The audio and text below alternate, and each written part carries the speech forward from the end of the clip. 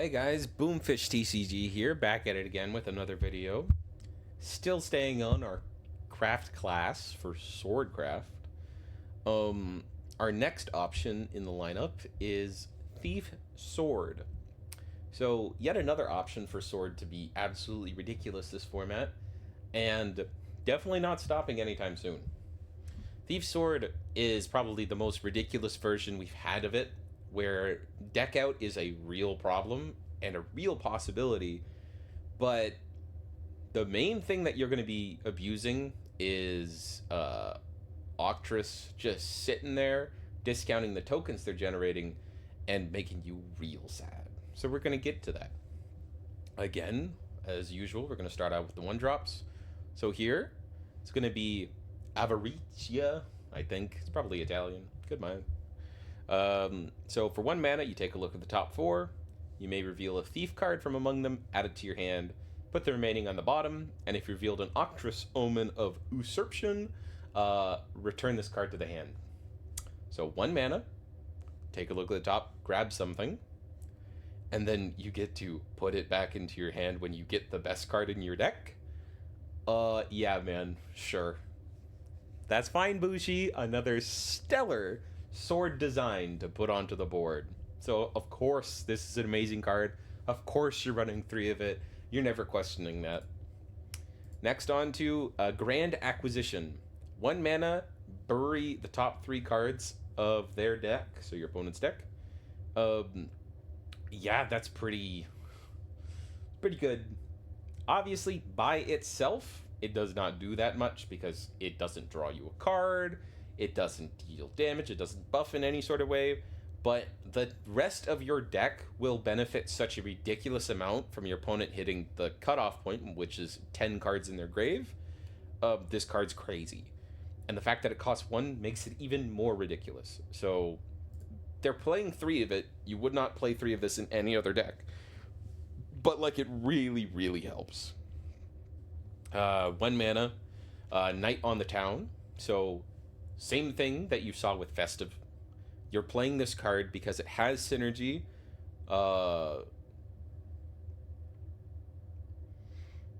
Very slight synergy, I'm going to be honest. There's going to be more to it. Like, more context is going to be added to why you play this card.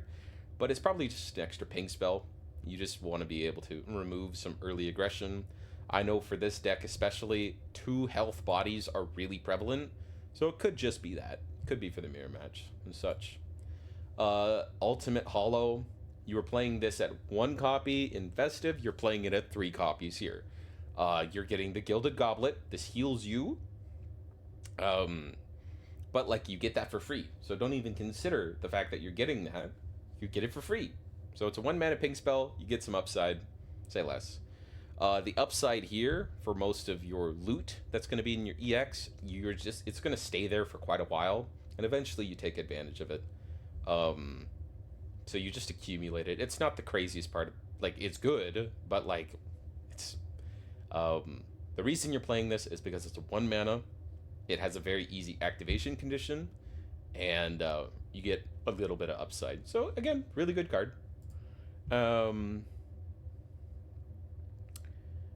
Here we have so moving on to the 2 costs, we have Arsene Lupine.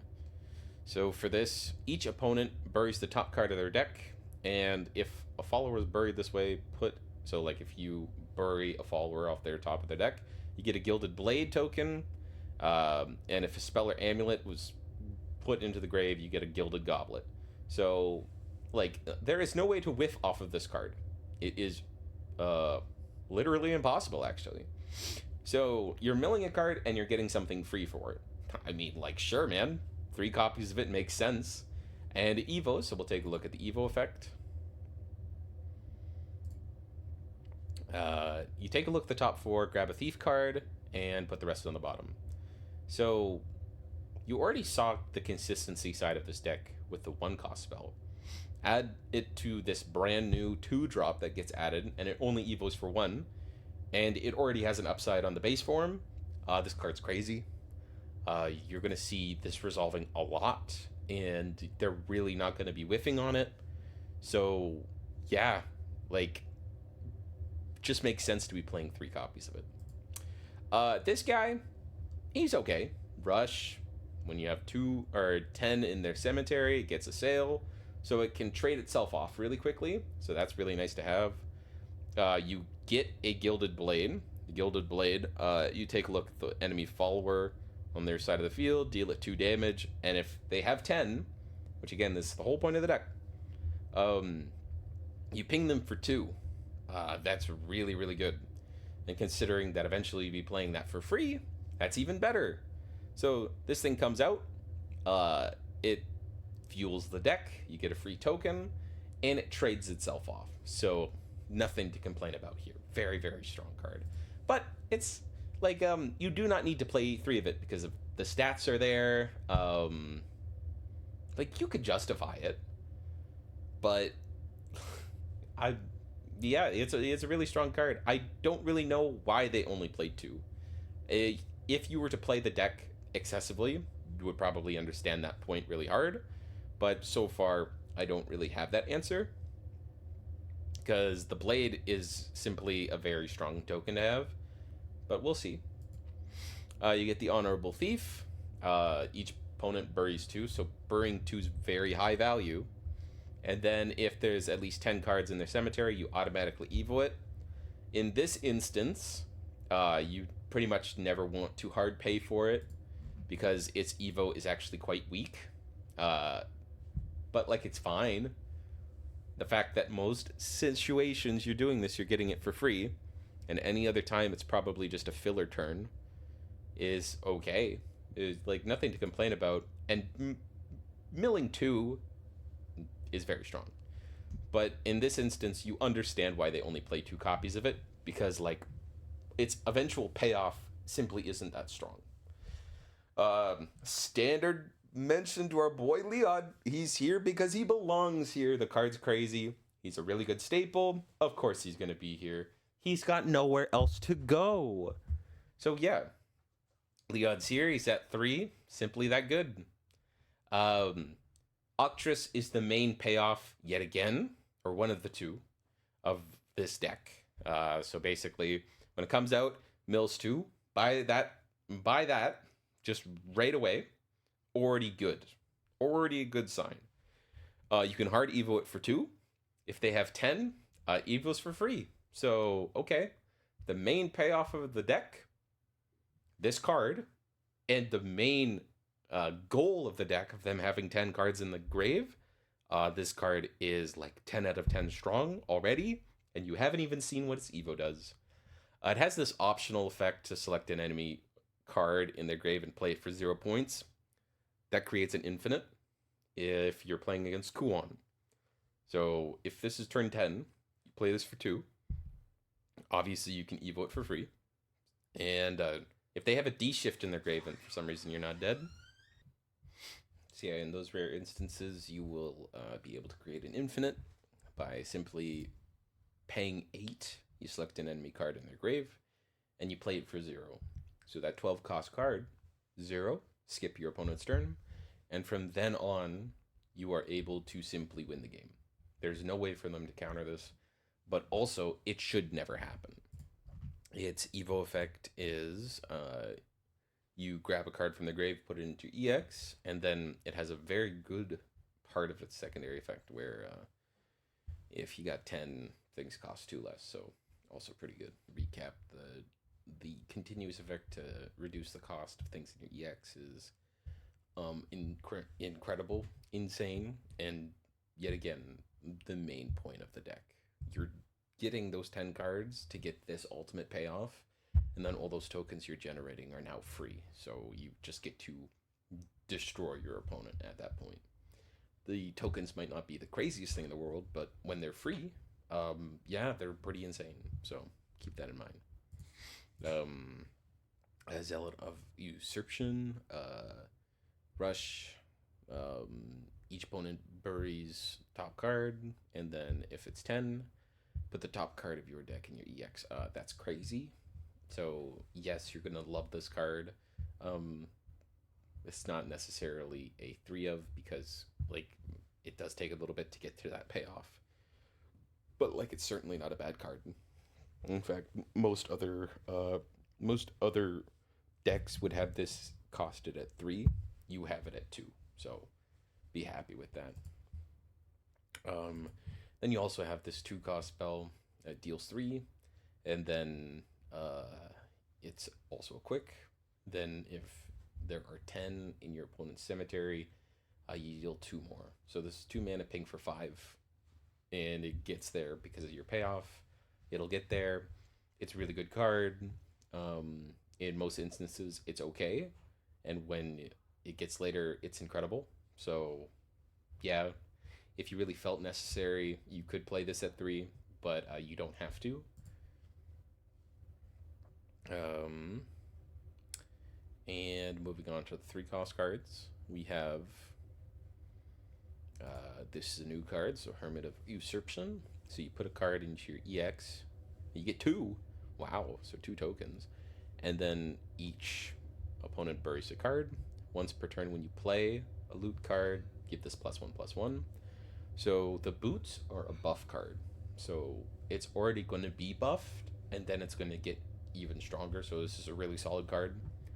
And then it also combos with when you get to play them for free. It's only once per turn, but we can only complain so much. So very good card, and has a lot of synergy with what the deck's trying to do now. So it being at 2 still kind of makes sense. Like, you just have a lot of good cards you have to put into this list, so you eventually just running out of space to run like things that you actually really like. And yeah, like by itself, even though that it gives you 2 tokens, it doesn't affect the board immediately. So in such a high octane format, you can't really get away with being lazy. So it makes sense why this is only at 2, even though that you kind of do want it at 3. Like, don't go too crazy.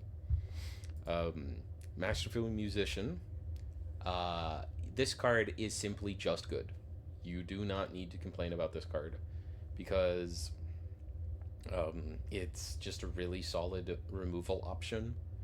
Um, you're never going to get the life gain in this deck, but again, when we go and take a look at the Evo deck, whenever Glittering Gold gets put into the EX, you ping something, so it's just a nice little ping. And even though that the only other way of generating it is through Knight on the Town, it costs 1, so it's not that hard to get to. I would say it's not a fantastic piece of synergy here because, like, nothing else in your deck creates them. So if you are unhappy with this little package here, I would not be surprised, but it's still not bad. Yeah, this might have been a little bit of an experiment of the person who was playing this deck, but again, this deck did well. I'm grabbing decks that performed well at events, so they obviously had a real justification for playing it. So I would at least consider this before just writing this off. We have the one not. You have a good amount of 1 cost cards that you're happy about. You do not have the stuff that you would normally abuse previously in Wasteland that you get to play for free, or you get to pop a boxed card, but not is not a bad card. Just consider that, right? It is not bad. Um, we go over to Sword Flash Panther, yet another really good card. In most instances, this is grabbing a Octress from the grave, which will then be able to Evo itself for free, because chances are, if you're bringing back an Octress, come on, they have to have 10 cards. So 4 mana, select a follower in your grave, 2 or less costed. That's most of your deck. Summon it, and then give it +1. I've always been a massive fan of this card. From the set that it came out in, I was like surprised people weren't playing it because it just looked really high quality, and I'm really happy to see people playing it now, even in BP 15.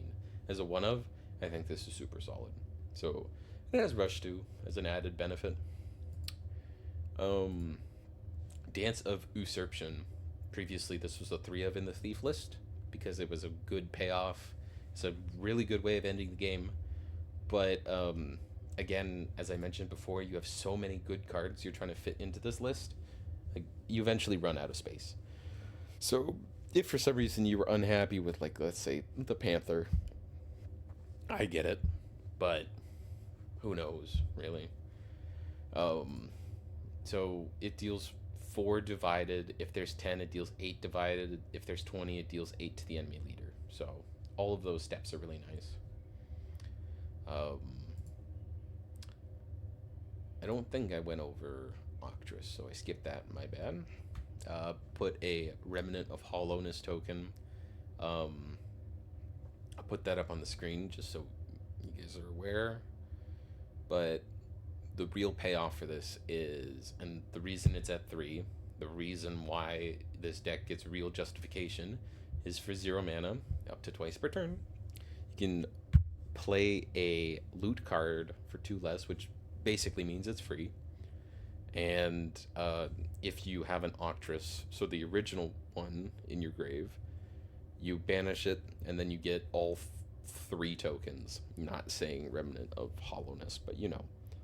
So you already get a payoff. You have a resource generation. If it starts to get later into the game, nothing to be mad about here. Very, very high quality card. Another thing that's just pushing this deck over the top. And even though that doesn't mill, you don't need it to. This is like, it's just really, really good. And to seal off the list, we have Planetary Fracture. This is one of the main justifications for considering this deck, because you're milling your opponent, so basically by default they're going to have less cards in their deck, and at some point this is going to win the game. It's a board clear, but if, let's say, you mill 15 cards from their deck, you play this, they're now down 25 cards from their deck, and they just lost their board. Sheesh, man. It's pretty good. There's a reason why this is at 1. So, to also point out something that's not in this list is this did not contain Armor of the Stars. I see no justification for that. I could be wrong. Maybe it was banned for this format, but it's legal for us. So, Armor of the Stars gives something aura and +1/+2. So naturally you're going to put aura on your Octrus, or this Octrus, or, I mean, essentially nothing else. Like, you can do it on the Hermit, but that's not that great. But he's not playing it for some reason. Everyone's going to be complaining about that card this format, so I would consider putting it in your deck. I have no justification of why this was not in the deck unless it was banned. So, very, very good deck, very good strategy, abuses powerful cards, has good staples to abuse as well, and that's why you see them littered throughout the deck. I'm going to give this one a 5 out of 5. So, 5 Boomfish out of 5. So, thank you for tuning in. Love to see you on the next video. And signing off. Peace. Congratulations.